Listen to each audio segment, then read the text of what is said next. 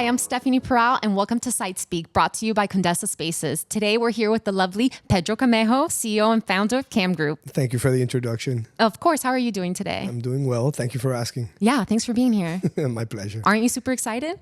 Yes. Yes, You awesome. bring out the excitement. Thank you. That's what I try to do. You do very well. Thank you. Thank you. So I want to get to know a little bit about you. Are you from Miami? Yes, we were born and raised here.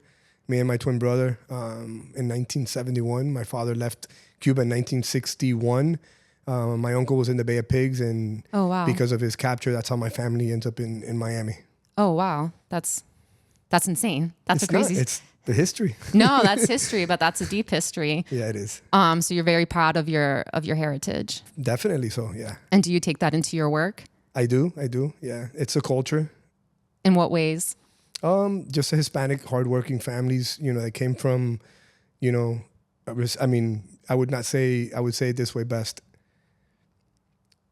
Socialism took over and created a lot of instability for the population that left Cuba, and then they came here to work and kind of better Miami, and I think that we've done a great job. That's amazing. And so what did your dad do when he first came here? Was he in construction? No, he was not. That wasn't his first career. His first career was in paint and body shop. Okay. And he transitioned into development. And how did he make that transition into development? Just always trying to better himself. At the end of the day, everybody has a goal. I believe that a man without a dream is lost. So I believe he was trying to fulfill his dream. I love that. I've never heard that before. I'm going to steal that one from you. You should. Also, I almost asked you if your twin brother was your same age. So I just had to say that out loud because I was ridiculous of myself. So were you inspired by your dad growing up and kind of seeing his hard work ethic and everything he did, not only from as an immigrant, but building his way up the ladder in the development and construction world? Yeah, definitely. That was, me and my brother worked on the field.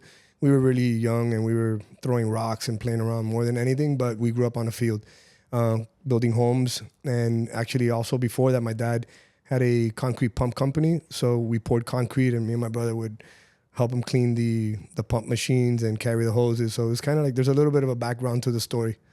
Yeah, it seems like he instilled that hard work ethic in you guys from a young age. Yeah, he definitely did. And so did you ever kind of consider any other career option, or was it just always you knew what you were going to want to do? No, actually, it just transcended. It was one step to another step and wanting to be more entrepreneurial. I came across an opportunity and I took it, and then I never looked back because I felt passionate about development and kind of putting a design on paper and then watching it come to light. When it's real and it's completed, there's the ugly part of the development, which is the inception, all the ugly part about it. But as it starts to get completed and you start to see what you built, it's pretty impressive. And before you got in development, were you in a completely different field? Yes. What were you doing? I sold cars. And then I went into mortgages. And then from the mortgage business, I started understanding financing a little better and understood how banks see a client as far as debt and source of repayment.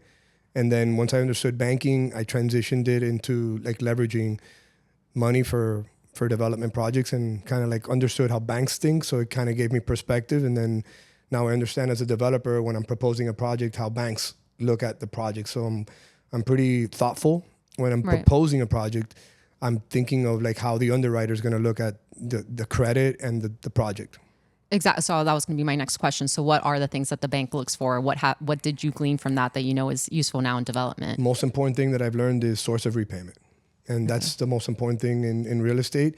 Obviously, there are developers who do well spec building, and I think that's a great business if the wind has your sail, right? And at the end of the day, I've chosen to steer a little bit further away as I get older in the career or more experienced in the career. I look for assets that are cash flowing and do deals with some type of, it could be a credit tenant that has a source of repayment that I'm looking for, so I can leverage it against the bank debt, right? Right.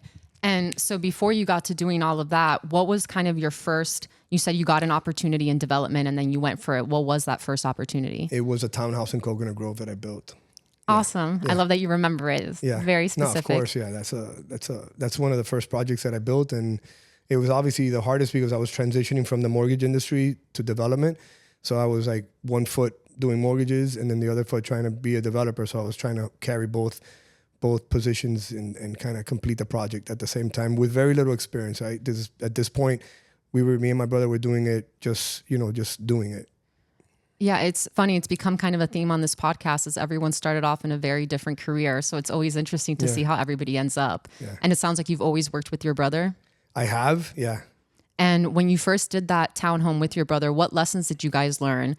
Because I'm assuming, you took in what you had from the mortgage industry, but now you've entered the development industry. It's your first one. What were you kind of taken aback by? You're like, I didn't expect this. Well, at first I did it with a partner, and then obviously there's nobody that's going to care more for your project than yourself. So the first time I did a project, I did it with a partnership. It went well, but I realized that I had to wait a little longer to get things done because he was kind of like the lead. And then once I closed that chapter in my life, I took the lead as far as like making sure that I was the one who was subcontracting all the vendors and more in control of the timelines that I expected from the subcontractors.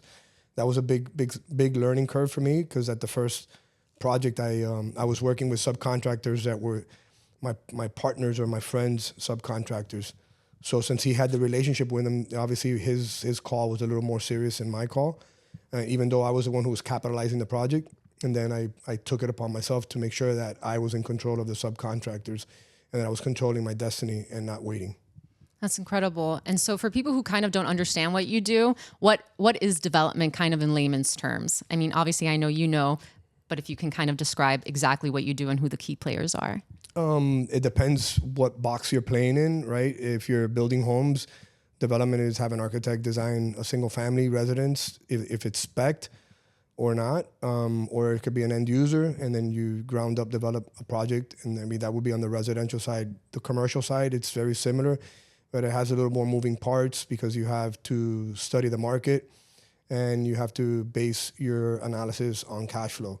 It's the same process, it's just in scale. If you're building you're building several hundred units, you're in essence doing a single family, but compounded, in square footage. So if you're doing a 10,000 square foot house, that's pretty excessive. But if you're doing a 10,000 square foot house, you do a 200,000 square foot multifamily project. It's just in volume.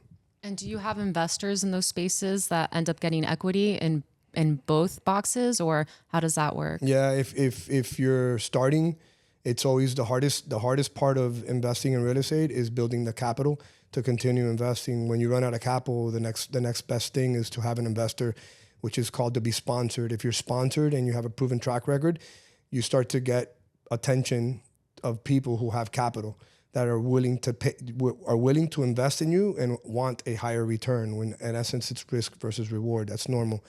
And then it's the same thing. Once you start with an investor, your pool of investors usually grow because your track record speaks for itself. So as long as your track record is performing, you're going to continue to get more and more capital. The larger capital, the larger projects. And so in essence, you have a learning curve. You start off with a little bit of money, and then your capital stacks start to increase depending on your experience and your desire to grow your business. Right. And there's obviously been a lot of growth from your townhome all the way to Cam Group right now. Yes. And I know that probably took a lot of work and hustling. So what would you say to maybe someone who's trying to do the same thing and they're like, okay, maybe they are similar and they just help develop a townhome, but how do I get more clients? How do I get more developments? Other than just kind of hitting the ground running, do you have any like words of wisdom or maybe even books you've read that were helpful to you? I'm a hands-on guy. You got to work relentless hours. I know that it sometimes you look back and say, how many hours have I put into the office? It goes with the territory.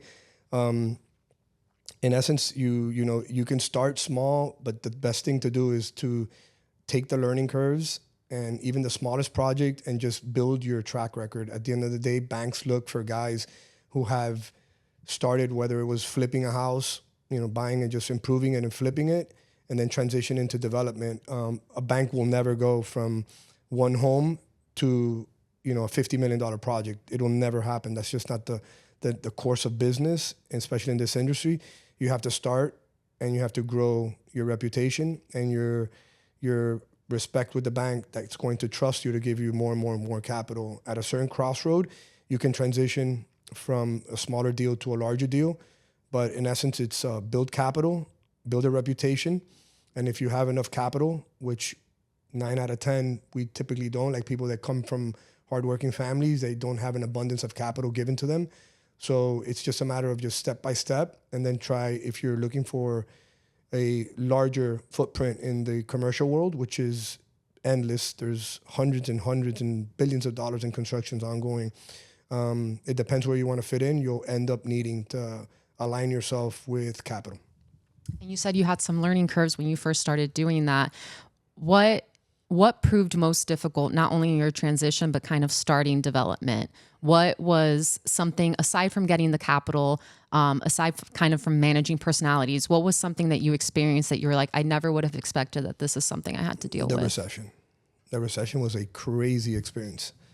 It was a very it was unexpected, 1 minute to the other. I mean, obviously it was a financial bubble, and most of us were involved in it, because at the end of the day, we were trying to see the next best thing, but nobody expected it to melt down the way it did. And how did you navigate? How did you navigate through that? That was inch by inch. It was never looking at the total picture, just like one day getting up and kind of working with all the lenders as best possible, and making sure that I didn't default on the loans, having a good rapport with them. I started to dispose of assets that the bank had, and that was very helpful for me to create more capital, to continue keeping my assets and my relationships with the banks. Fortunately, I did very well in that downturn, and I was able to sustain the properties and give. That's a huge accomplishment. For me, that was huge. I took 10 years step back to kind of then start again and keep my reputation with the local banking community.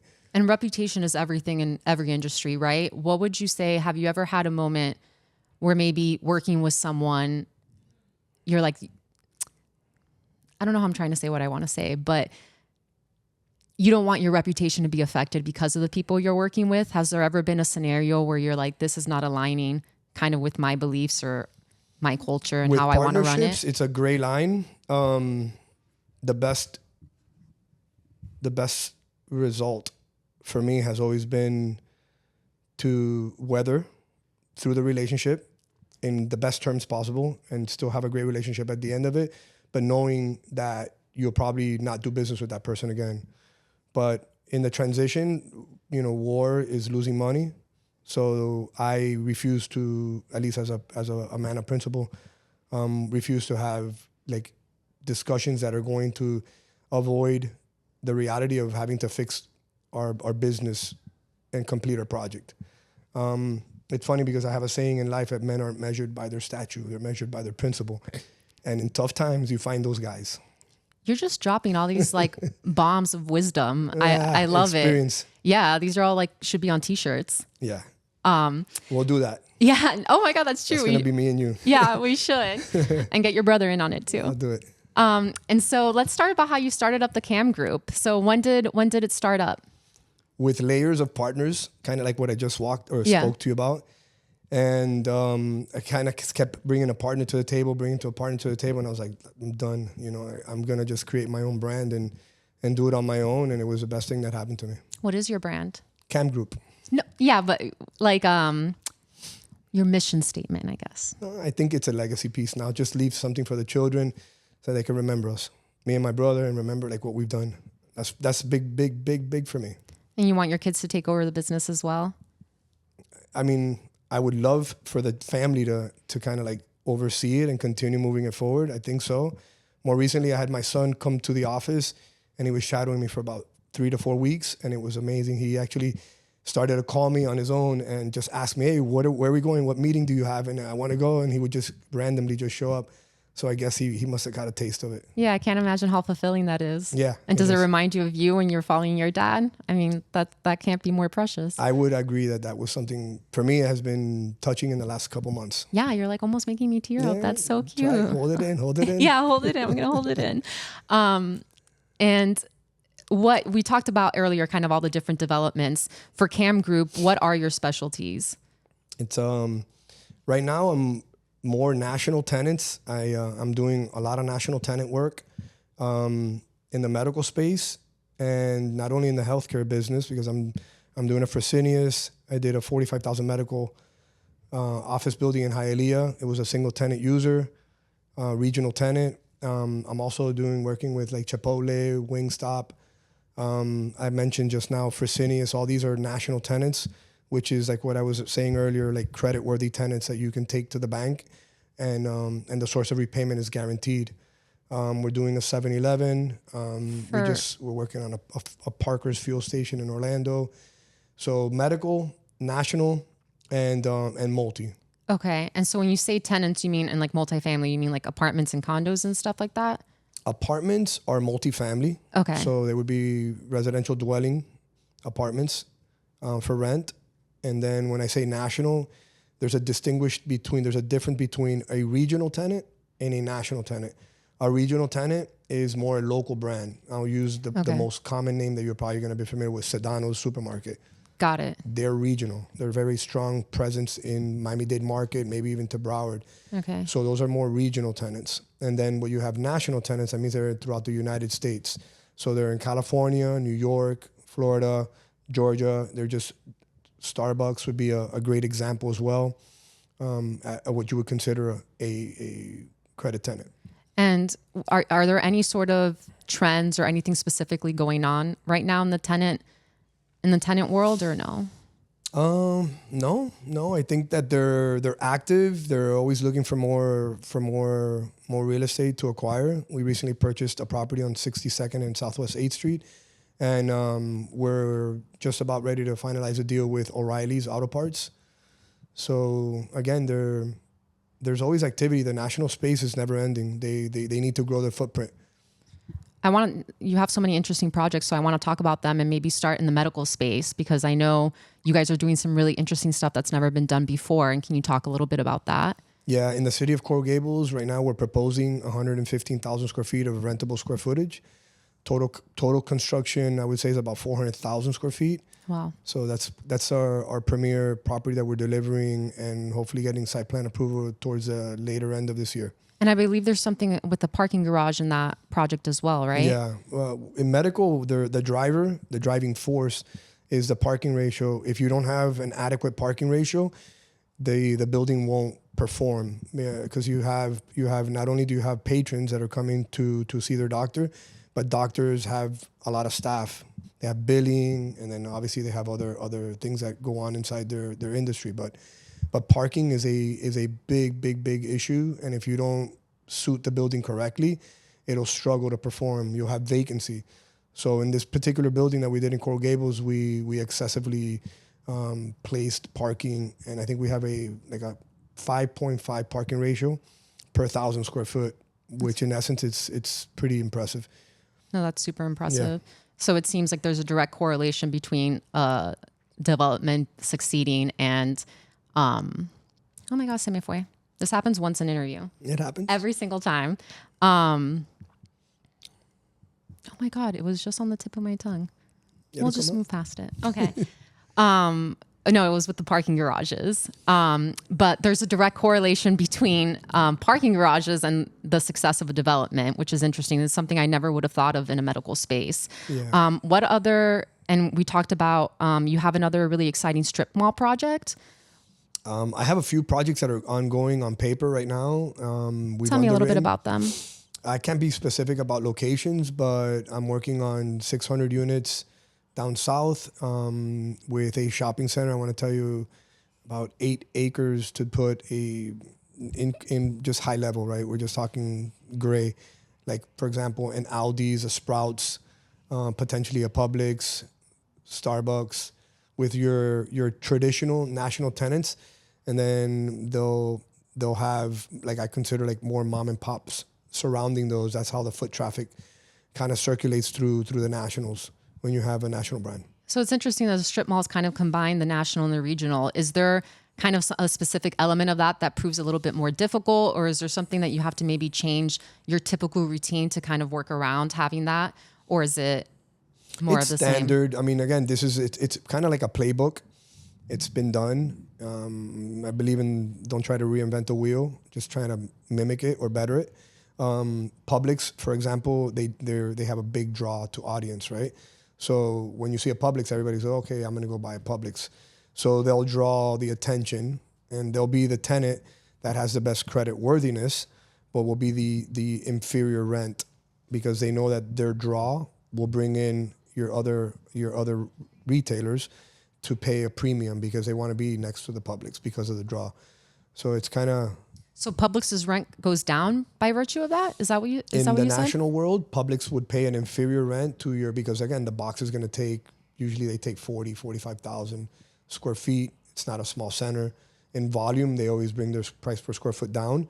But in essence, they bring a draw. And then with the Publix as your anchor, in essence, you have the interest of all the other players that want to be around the brand names. Burlington, you have Chipotle, you have Wingstop, you have all the nationals. The nationals, they all want to be there. You know, now there's a trend going on with Five and Below, which now they're replacing what you can consider Family Dollar or the dollar store. What do you mean? Five and Below is just becoming the new dollar store?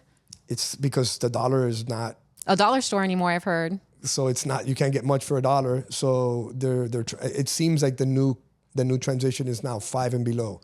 So it gives you, you know, a little bit options, more room, wiggle room. Right.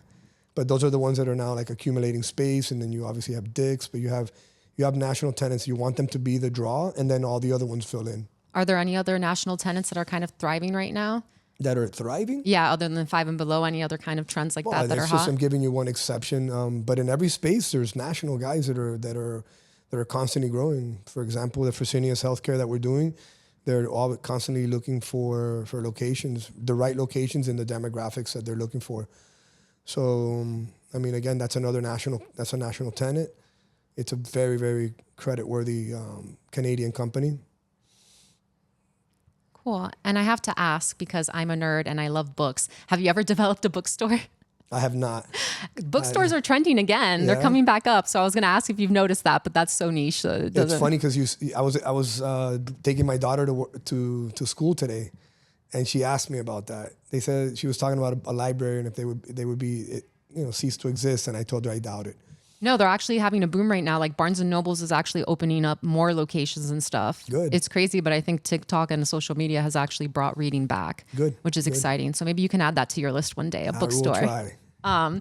What are some projects you've had throughout your career that kind of surprised you in a way, and maybe you ended up finding them a lot more rewarding because of how difficult it was, or just a memorable project that you have? I think they all have, they connect with you at some given point, because you're going through the inception of the ugly duckling to the pretty swan. So I mean, every bit that you move forward in development, you take it as a successful project, and it's kind of attaches to you regardless if it's a small deal or a big deal. So obviously the larger deals would be the more attractive, because when you're looking at it in volume, to accomplish a bigger feat feels more rewarding.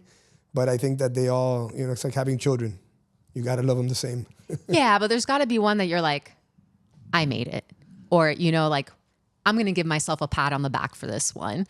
Kind of that moment in your career where you're like, you're proud of yourself and no more imposter syndrome. Look, I think that it's part of the journey, and is one better than the other. When you accomplish something, it seems like hoo-ha, hooray. And then you put something bigger and better in front of you, and then you're like, hoo-ha, hooray. And then you're like, put another one bigger than that one, you say hoo-ha, hooray. So I think in essence, as you're developing your career, they're all great projects, because if you can complete the project, that you met the milestone. So I guess kind of like putting a stake on a mountain. You just say, I did it. And each one is individually just as charming as the other, because you have sweat and tears put into it. And I'm sure those sweat and tears don't always correlate into a successful outcome, right? Because we're all human and there's always going to be failures. Has there ever been a project that maybe didn't get to the fruition that you thought, or didn't reach its milestone? And if so, how do you move past that? Because it's so hard to take failure. Well, I have not yet failed, but I've had challenges. And I guess it's just how quickly can you maneuver through them. Without any doubt, capital is always the main constraint to a project not being completed. You don't lose money until you walk away from a project. If you don't capitalize it, even though you're bleeding, you have to finish a project to be rewarded and walk away with, whether it's all your money or part of your money. I learned that through the recession. You don't walk away from your project. So that's what I can leave here on the table with you, telling you. That's what I think. And what are your biggest sources of investment? Who are like your biggest investors? A lot of mom and pop, well-to-do families here, and hardworking, first generation as well. First generation investors, but they built a business and they've been able to have additional cash flow. More recently, a lot more institutional money. What does that mean? Institutional funds, people who raise, multi-million dollar. Private equity firms? Does that count too? Okay, got it. And is there anything going on right now that's particularly exciting you? Any sort of, I know you said you kind of like to roll with the flow and keep things the way they are, but is there something maybe new? I had mentioned to you the 600 units down south with I want to tell you, with a large commercial component to it. Another 300 units in down south, which is another separate project, another larger project in Aventura. When you say the 600 units with the special commercial element to it, what's the special commercial element? Yeah, like we were talking about, like Aldi's, Sprouts. Oh, that one. Oh, okay, Publix, okay. yeah. Those are all going to be in there. Those are the ones that we're working on. We have a few in the bucket that we're putting together, and they're slowly coming together. And I know we kind of touched on this earlier, but it's just, you've mentioned the biggest thing is capital, right? Money is what makes the world go round. And in your space, it's a very elite kind of, capital, a lot of capital. Mm-hmm. And if I'm just a Joe Schmo from the street who wants to get into this, I mean, how do you even start to form those relationships? How is that first foot in the door? Yeah. I know you said it's just continuing to do good work, but how do you even get to the point that you can do the work? Yeah, I think you just have to keep doing your due diligence and can research who are the lenders out there that are gonna help you transition from,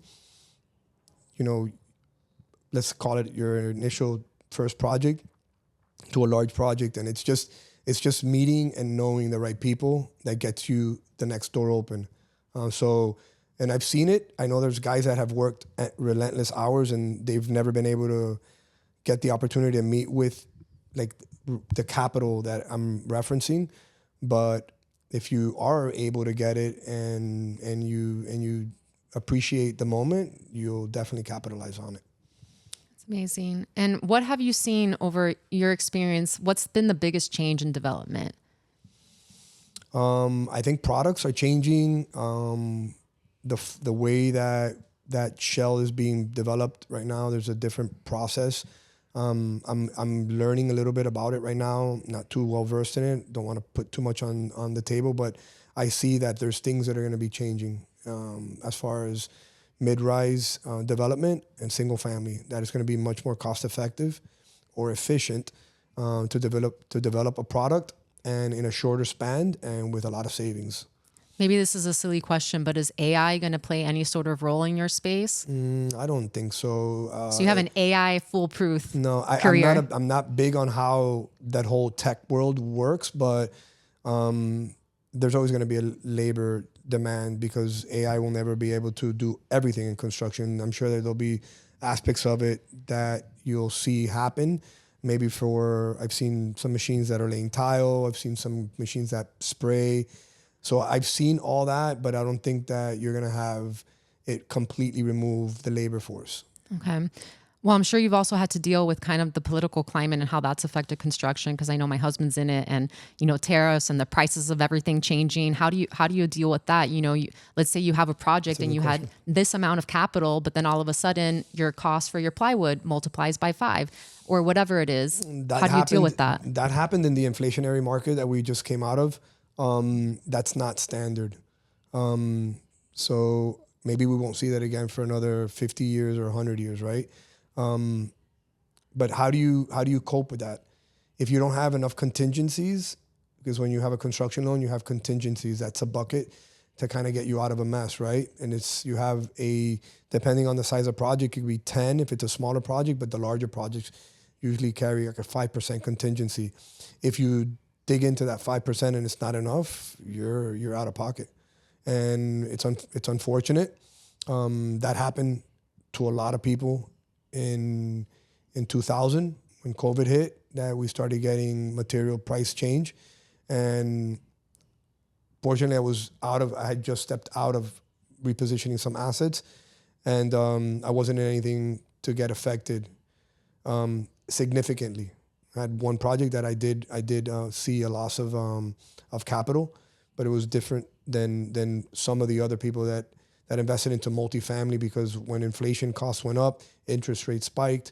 When interest rates spike, it has a massive effect on the cost of debt.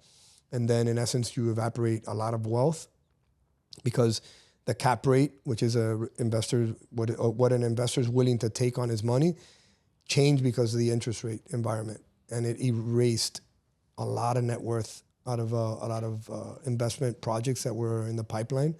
And people are still trying to figure that out. I actually seen some distressed deals because their timing was wrong. They didn't do anything wrong, just their timing was wrong. And it didn't mean that they're just bad actors. They just got caught, kind of like the perfect storm. Yeah, bad timing. And you said we're just leaving an inflationary period. What do you see us going towards? Are we sinking down to another recession? Are we stabilizing? Are we going to go back up? How are you seeing things? That's a broad question, and everybody has a lot of I guess, opinions. We definitely sense that there's going to be an ease in the interest rate environment. That's going to help development. And there's a lot of excess capital on the sidelines waiting to invest, because they were obviously waiting for the opportunity to come back into the market. A lot of developers as well are sensitive to rates. So there's a lot of capital on the sidelines waiting for interest rates to be postured where they need to strike. And I think that I believe that you're going to see a little bit of a momentum towards the later end of this year and potentially beginning of next year. We should have a little bit of wind in our sail on the commercial side. And I think that asset valuations are going to increase, because once you have interest rates decrease, you're going to have compression of cap rates, which means asset valuations are going to go up. So that's my prediction. I think we're going to have a good run, potentially a good run. That's just my opinion. Again, I don't know if it'll be a 3-4 year run, but we should have a good market coming in the near future. Whatever it is, I know Cam Group is ready for it, right? Thank you. Yes. And is there anything about Cam Group that you'd like to talk about that we haven't had a chance to today? I think we covered it all. Yeah. We'll do it another time. Of course. And where can they find you? Here, you know how to find me. No, your website. Do you have any social media? Oh, yes. Of course, camgroup.co. It's not .com, it's .co. Okay. And you'll find me there, and they have a website. It'll show you how to contact us and where our headquarters is at.